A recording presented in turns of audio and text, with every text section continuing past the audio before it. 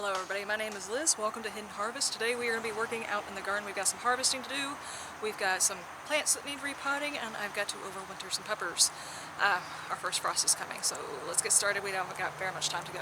Alright, first things first, we're going to be working on these pepper plants. They have gotten really thick with the roots, and there's not enough room in here for these plants to stay in here. So what I need to take is this one, and I got another one behind me. We're going to take the pots out.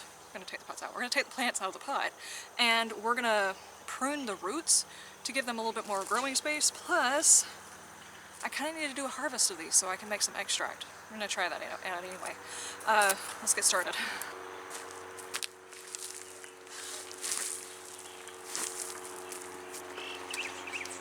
Not a problem I was expecting.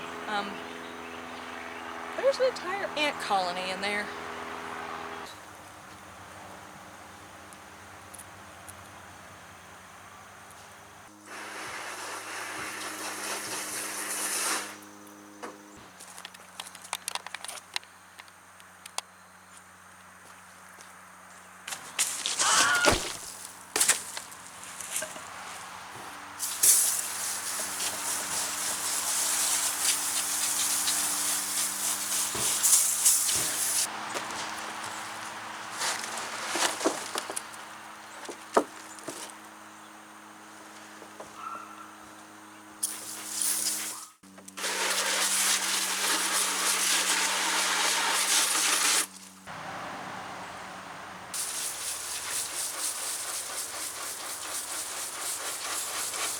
Okay, so what I did was, well, hopefully editing Liz can actually make that where you guys can see it. Both of the bots were completely inundated with ants. I've got a huge ant problem here. If any of you guys have any tips on that one, I would love to know about that. But I went ahead and put them in my wheelbarrow. For those of you who don't know, mint is a very invasive species. Don't plant it inside of your garden. Don't plant it in the ground. It will take off, it will take root, and you'll have mint everywhere, which kind of sounds good, but at the same time, don't try it. Oh, they still smell good. But the reason that is so important is because I could take this tiny little piece right here and re-root it somewhere. Like, I could take this anywhere, hand it to somebody, tell them to stick it inside some soil, keep it damp until you stick it inside some soil, and it will grow back. So this tiny little piece will take over this entire plant in about a growing season.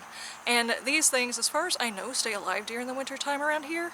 I'm pretty sure I've seen these things alive, so I'm repotting them to give them some more life. They were completely out of root room.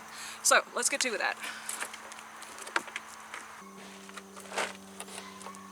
Also, the soil that I am using right now is kind of a mixture between potting soil, which is pretty good all by itself. Then I've got some manure compost, which is pretty good by itself. And then I took some peat moss, so you can use peat moss, coconut coir, or whatever it is that you like to use. Use with your discretion for your area, and I'm not going to put any vermiculite or perlite in here.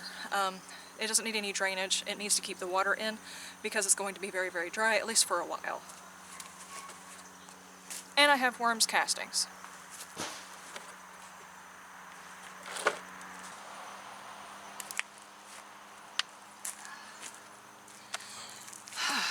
Alright, that's one of them. Now, I would recommend whenever you do this, whenever you repot mint or something like that, do not put the leftover mint that you don't need or whatever into your compost bin unless you want mint in your compost. Okay, and up next we gotta do a little bit of a pepper harvest, because we've got a few peppers that are still left on the plant, and it's time to retire the plants for the year. I'm going to attempt to overwinter them in my high tunnel. I have no idea if that's going to work, but I got a couple of ideas. The only thing is we actually need to put the front on the high tunnel.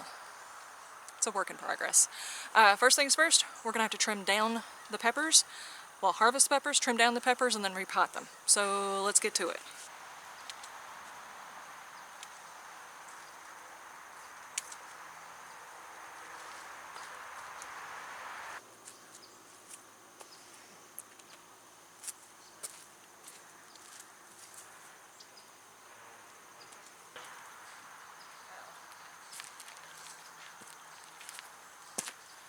Oh no. Merry Christmas. That's heavy. What is it? JLS. Editing Liz, you know what to do if this is something like someone's antique dildo edited out. What the hell? Pull the bottom part off here. They can't see that. You got, Looks like an old-timey thermos. You guys let me know what you think. Anybody seen one of these before? At some point I will be taking you guys into the renovations, but right now it's kind of scary and smelly. Not a whole lot of them left, but I've been pretty good about picking them and cutting them up and putting them in the freezer for this year. So that part's done. Now we have to trim them. I'm going to trim them before I take them out of the ground just so they're easier to manipulate instead of yanking them out of the ground and then trimming them.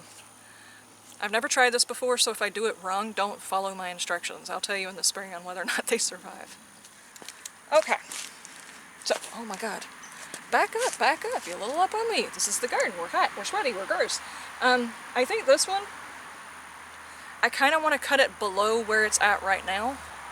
It's got a dual lead coming off of the center, and I kind of want it to not be as top heavy as it was this year. So I think I'm actually going to cut below that.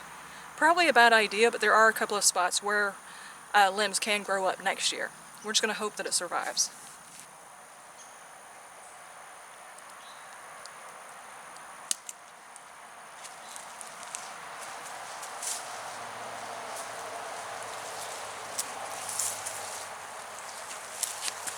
Now, there is a chance that if it was a mild winter, I might be able to overwinter the peppers in the ground by building up a whole lot of mulch around it. But as I'm moving the garden, I'm not even going to try that. I'm going to dig it up and pot it. There we go. And this one has actually got a 3-way stalk. You can almost see it. Hang on. There we go. And this one has got like a 3-way stalk. And I kind of like that the 3-way is below it, so I'm actually thinking I'm going to keep all 3, but cut them not too far down.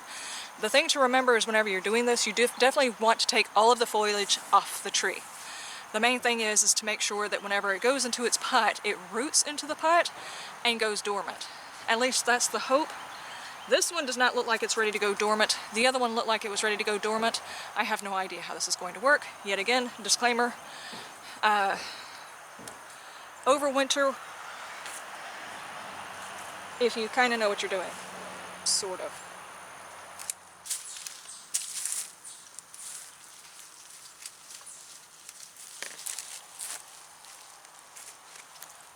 Alright, and then I've got my 2 bell pepper plants right here, and I've got one that's pretty low to the ground. I kind of like the way that one sits.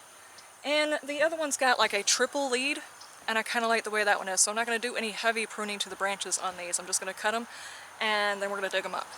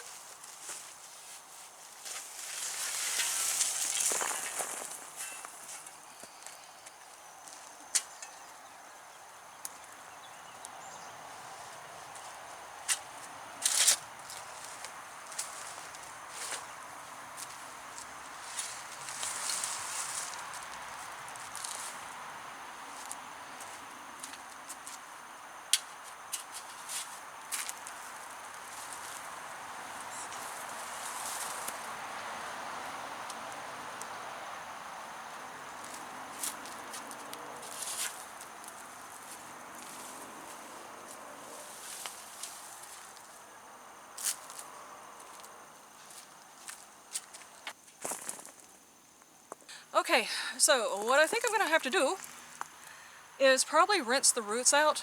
I don't know whether or not at any point these are going to come inside, but I know that there's a lot of ants around these. There's ants everywhere. So I want to make sure that I get it out of the roots and into the new soil, and it can get acclimated as quickly as possible. If they just sit in the greenhouse, it's not going to be a big deal one way or the other. There's ants in the greenhouse probably by now.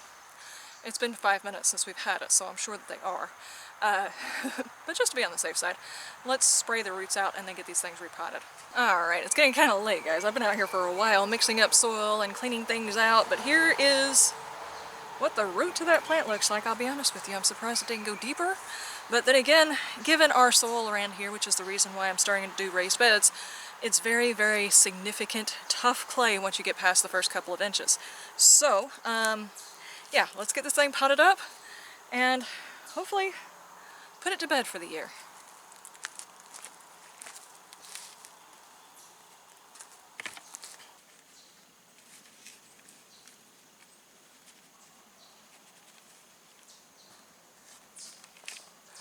Just a little bit of water to hydrate, and we're going to set this inside a slightly sunny area, preferably the greenhouse, but in a sunny area it needs to get approximately 6 hours of sun per day.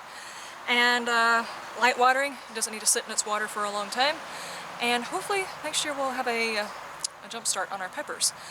I think that is it. So far my rooting hormone for the fig tree hasn't come in, so that will probably be in the next video.